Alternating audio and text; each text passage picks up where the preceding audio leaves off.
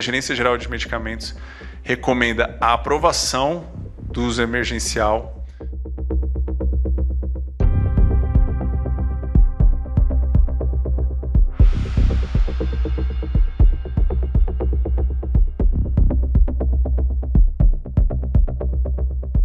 Uma das informações que nós pedimos quando a gente solicitou,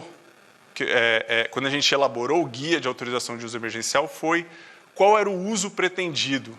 E ali vocês conseguem ver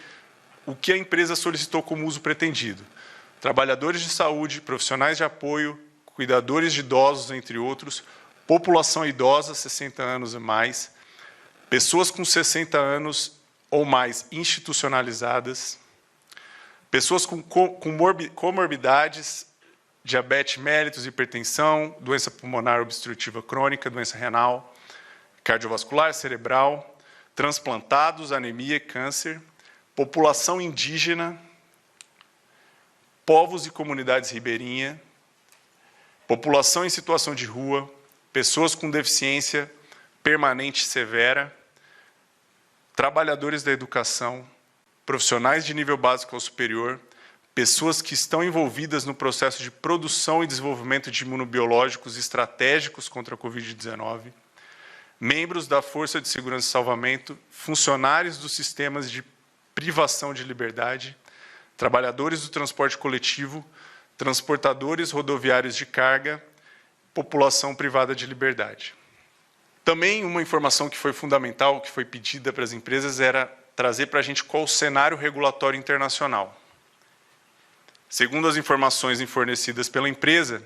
a gente vê que essa vacina que nós estamos debatendo aqui é uma vacina que ainda não teve o seu registro sanitário aprovado em nenhum país, mas se encontra aprovada para uso emergencial na China, na Turquia e na Indonésia. Isso é uma informação importante, diretores, porque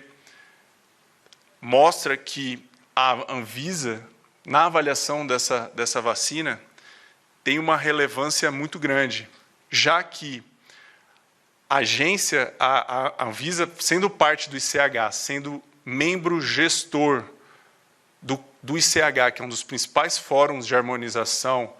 de requisitos regulatórios de segurança, qualidade e eficácia, tem um papel de liderança na avaliação desses dados. Então, por isso que a preocupação, a importância e a necessidade de que tenhamos os dados revisados com muita cautela e, claro, trocando informações com as agências que são nossos pares. A gente teve a oportunidade de realizar reuniões com a agência chinesa e com a agência da Indonésia para poder discutir os dados, discutir as estratégias, trocar informações, e isso contribui muito para as nossas decisões e para o nosso aprendizado. Um outro ponto que nós colocamos no nosso guia foi o histórico de interações com a Anvisa. E a gente, como vocês podem ver, teve diversas interações com o Instituto Butantan para discutir o desenvolvimento vacinal. Foram 41 comunicações com o Instituto Butantan entre o dia 15 de junho e o dia 16 de janeiro. Essas comunicações incluem e-mails, ofícios,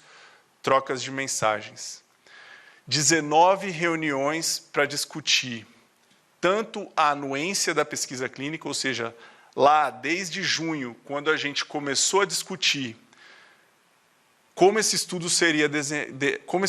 realizado aqui no Brasil, quantos voluntários seriam necessários, qual seria a metodologia do estudo, até agora com a autorização de uso emergencial. Destacando que nesse histórico de interação também teve uma situação de interrupção do estudo, em que houve a necessidade de maior comunicação, maior proximidade, e isso compõe, então, toda essa interação que o Instituto Butantan e a Anvisa tiveram nesse momento. A nossa recomendação como área técnica, baseada nas discussões que nós tivemos durante todo esse tempo, é que, tendo em vista o cenário da pandemia, tendo em vista o aumento do número de casos, tendo em vista a ausência de alternativas terapêuticas, a situação que nós estamos vivendo é uma situação de muita preocupação, de muita tensão por conta dos insumos necessários para o enfrentamento da doença. Então, por isso que a Gerência Geral de Medicamentos recomenda a aprovação do uso emergencial da Coronavac, condicionada a esse monitoramento, condicionada ao acompanhamento muito próximo das incertezas que nós colocamos para vocês e também uma sugestão de reavaliação periódica. A gente precisa ter a nossa recomendação para os senhores é que, se a gente não olhar com muito cuidado e de maneira muito próxima como vai ser o desempenho dessa vacina ao longo do tempo, nós temos o risco de não conhecermos a eficácia real com dados robustos.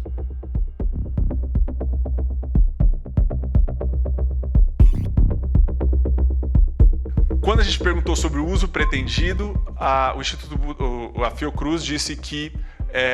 o uso seria exclusivo no Programa Nacional de Imunização,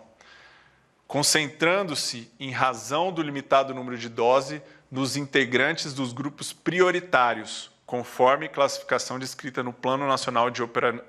Operacionalização da Vacinação contra a Covid-19. No cenário regulatório internacional, o que a gente observou e que foi relatado pela empresa foi que autorização semelhante a solicitada nessa petição de uso emergencial foi concedida pelos órgãos regulatórios do Reino Unido, Argentina e Índia. Não foi possível observar se no Reino Unido e na Argentina, se a vacina que foi autorizada, e isso não foi descrito ali, se a vacina que foi autorizada é a mesma que referente ao Instituto Serum. Essa foi a declaração